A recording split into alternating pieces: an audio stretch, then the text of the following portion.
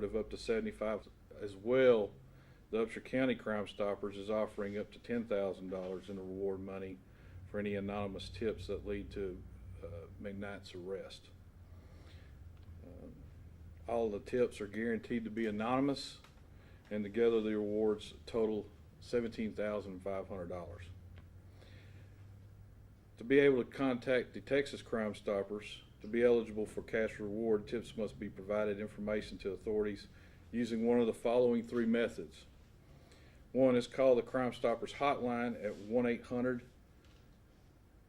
1-800-252-TIPS or 252-8477, or submit a web tip through the DPS website by selecting the fugitive that you have information about and then clicking on that link under their picture.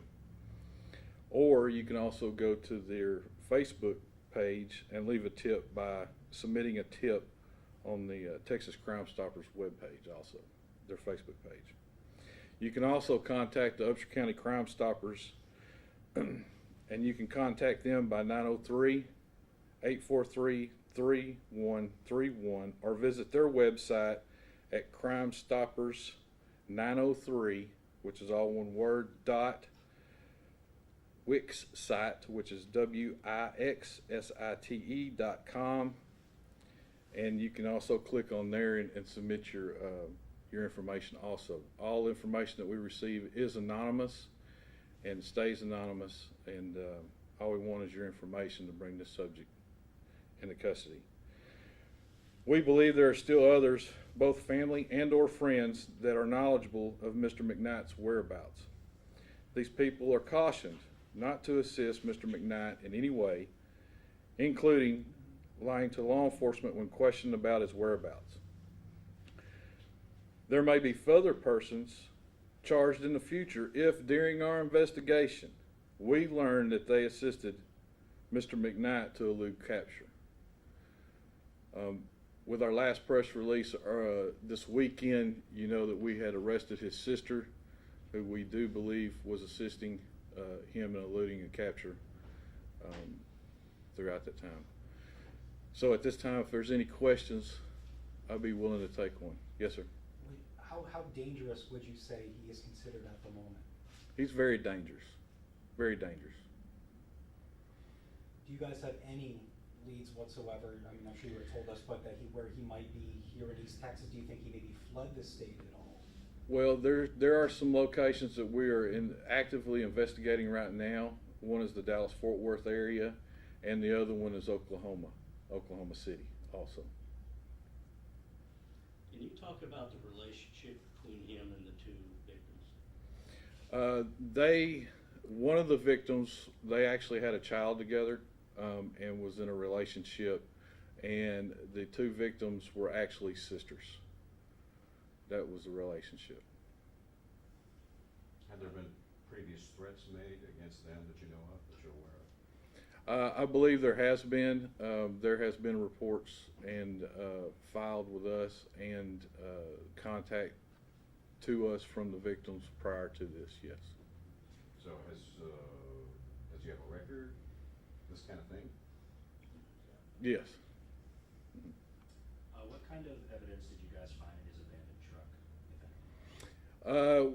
I can't discuss that right now on what we have located there.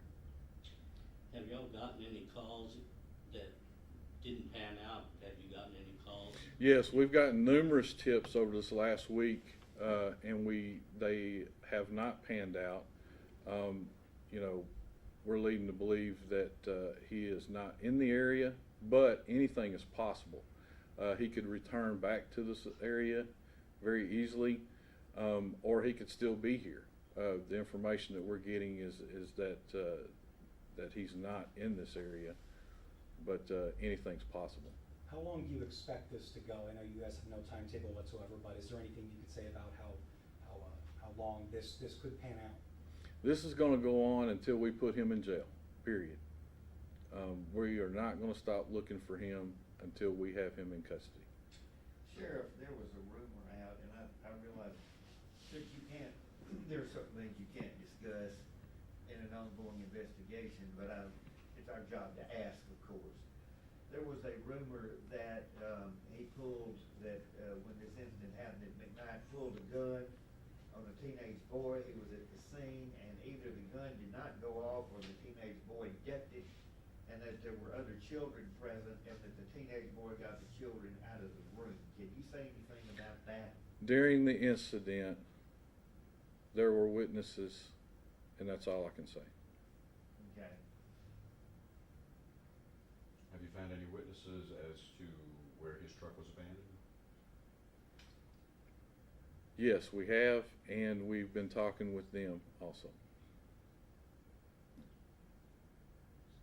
Those were witnesses who saw him abandon the truck?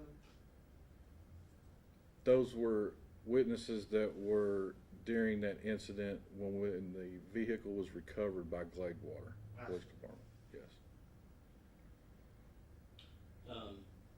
I know he's top 10 most wanted here and for DPS. His picture, is it, being spread out to law enforcement nationwide? Yes, as far as we know, that's gonna happen. We've been pushing it out as far as we can on ours. That's one of the good things about the relationship that I have with DPS and the other agencies is they've been assisting us ever since this occurred, and have done an outstanding job. All the local law enforcement agencies here, state and federal guys that are helping us out, and we're fixing to start, and we're pushing this out pretty hard. Somebody out there knows where he's at, okay? They know where he's at or who he's with. They have information.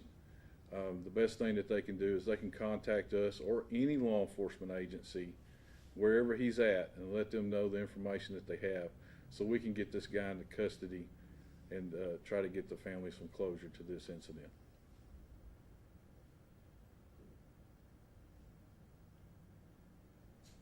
Any other questions? You were asked if he had a prior record, and you said yes. Are you able to tell us anything about that? At this time, no. Okay. Is that previous record from Upshur County or other counties? I just know that he has a criminal history, and that's it. That's all I can say. Any other questions? No? Thank y'all.